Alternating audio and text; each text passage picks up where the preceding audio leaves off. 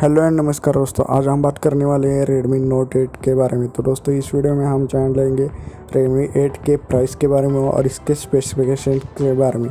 तो चलिए शुरू करते हैं। तो पहले बात करें हम इस मोबाइल के डिस्प्ले के बारे में, तो इसमें आपको 6.2 इंच का HD प्लस वाला डिस्प्ले जो है देखने को मिलने वाला है। बात करें हम इस मोबाइल के कैमरास के बारे में, तो इसमें 2 रियर कैमरास दिए गए हैं।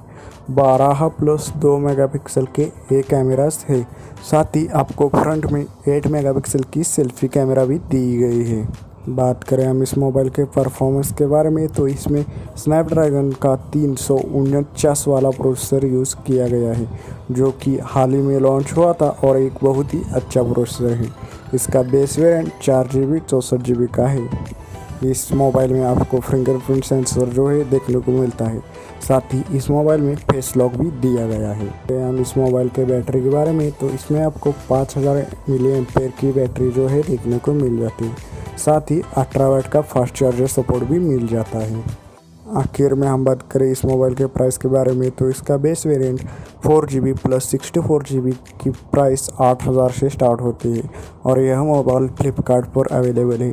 साथ ही यह मोबाइल EMI स्टोर पर भी अवेलेबल है और आपकी नज़दीकी स्टोर से भी आप यह मोबाइल परचेस कर सकते हैं।